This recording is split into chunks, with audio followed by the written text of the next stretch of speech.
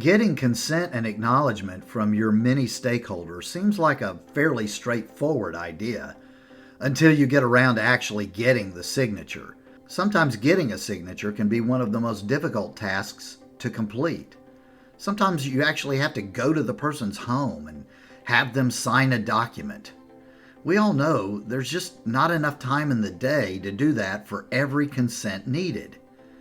If we all had jet aircrafts and unlimited budgets, we could do it, but that's not reality for our service industry. That's why EasyPro has the document signature portal to take care of all your signature needs. It's actually quite straightforward. You simply pull up your document first in Word. We can easily provide you with a template that you can save as and use as many times as you need to. Then when you've completed to your satisfaction, import the signature line that we can provide you. It's very simple.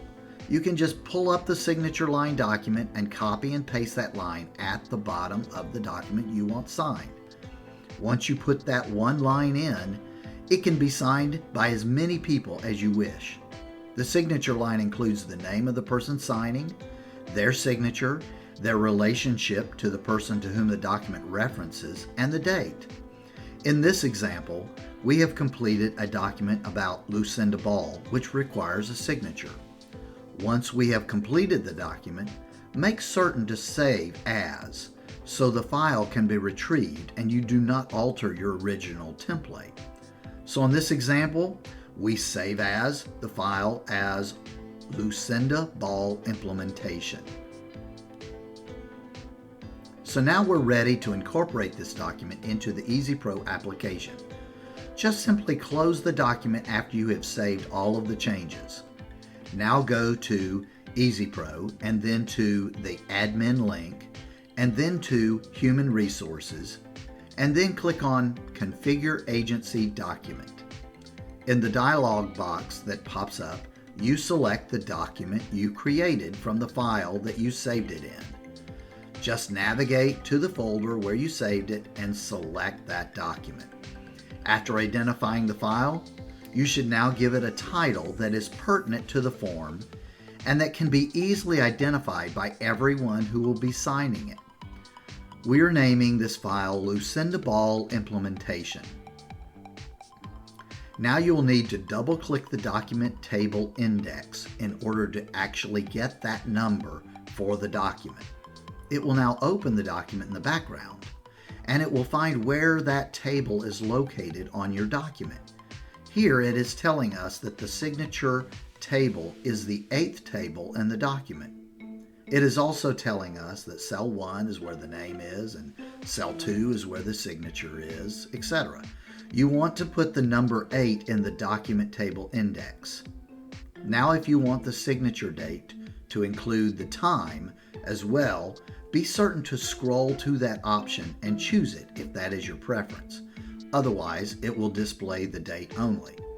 If you are using the signature table as it is formatted, you can leave all the other numbers as they are. If you've made some adjustments to the fields in your signature table, then obviously you will have to adjust this order. Since we made no formatting changes, we will leave it all as is, and now just save the document to the database. Now it is saved. You can X out of that box. So once it's saved, we need to give access to the people who will be reading and signing the document. So now we click on Non-Employee Login Access. This is our authorized rep portal for access configuration. Now we want to configure an access role. This tells why the persons have access to this document. Here you can use an existing role, or you can add a role or as many roles as you want. You will probably want to have several roles like advocates, auditor, circle of support, families, conservator, etc.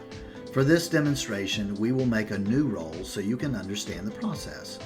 We'll just call this Lucinda Implementation. Once you click out of this, it is automatically saved and you can X out of the window.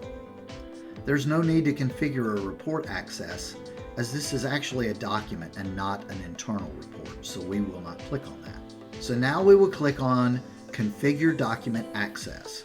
Now look for the role that you assign to the document. We use Lucinda Implementation. So we check on that, and then the document type we want to connect with that role, which is the document we called Lucinda Ball Implementation. The A pops up to indicate that it is an agency document. Now you can close this pop-up and assign which users will have access to this document by clicking on Configure Users. If you already have all the possible users in here, you can just assign users to documents you have created. For instance, we want Melvin Brooks to review and sign the document. So we pull up this document under his name. He already has a username and password, so he's good to go. But let's say we want to add some users that will have access. So in this example, we're going to add John Ball, who is the brother. So we type in Ball, last name, and then John, and then give him the same access to Lucinda Implementation. And now we need a username. We will do John1234. Then we can set a date for when the password expires and his email address, as well as his cell number and the cell phone carrier. Then we'll need to click on Reset Password to set up a password for him. We'll just do something simple here for this example, but obviously you would need to pick a stronger password in a real situation. So after doing this, you would just need to contact the people you have set up for the document system and tell them how to log in using the Authorized Rep portal, not the employee login, but the Authorized Rep portal, which I'm going to show you in a few minutes. And then tell them their username and password so they can get into the system. Now you can close out of this box. The last thing to do is assign people served to users. This makes it clear that the people accessing the forms are doing it specifically for the benefit of a person served. It is possible to assign people to do a more generic responsibility, which may include a number of individuals. For instance, Mel will be reviewing and signing several forms for numerous people, so we will choose a broader group. But for John Ball, he will only be seeing forms associated with Lucinda, so we will assign him specifically to her. So now everything is configured, and we need to see how authorized reps can review and sign a document. When you have given your representative the URL to log in, they will look for the authorized rep login directly under Sign In. They will then put in their username and password and click on Sign In. Now, here is where they will click on the responsibility they have, like the person's name that they represent. In this instance, since Mel sees many people, he chooses that broad category we assigned him, and now the document button shows up. When you click on this, it will open the form that was assigned on him. They click on the file and then the eyeball icon to view it. Tell them to look at their minimized section at the bottom of the screen. After clicking on it, it pops up where you can easily review the document in detail. They will see the entire document, including the signature line. Now, this is not where they'll sign it, but they can view it again after it's been signed. After they review the document, read everything, they can close it now, and they'll look for the little signature icon to the right of where the modified date and time is. So they just simply click on that icon to sign the document. From here, the person can sign the document using any format they prefer. They could use their finger on a phone or a mobile device, or even a mouse with their computer, as I am demonstrating in this simple demonstration.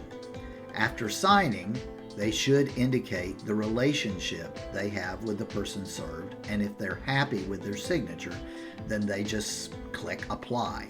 If they're not happy with it, they can click on Clear Signature and start all over again. Once they hit Apply Signature, there is no changing it. They can now see that it has been signed. They will close that dialog box, and if they would like, they can now see the document by clicking on Document again, and then click on the View icon. Once bringing it back up, they can scroll all the way through the document, go to the bottom, and see their signature. There it is. So now they can close the screen and the work is complete. Keep in mind that many people can sign the document. So let's say another person logs in to sign the document. John the brother logs in, and after putting in his username and password that you assigned him, he then identifies Lucinda as the person he's responsible for.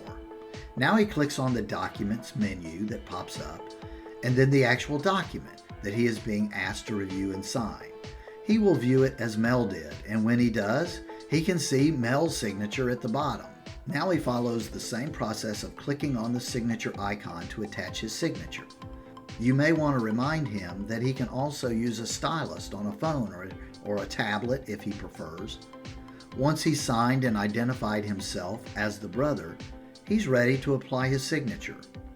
Once that's done, he can also view the document again by going through the same process. Once he brings up the document again, he will now see his signature is included on the document. Keep in mind that you can have as many people as you would like added on this signature line. So what are you waiting for? Create your document, have them log in, sign it in a flash. You're done. Now you can spend your time doing more important tasks. So use Easy Pro to its maximum capacity. Just watch how efficient you and your team can be.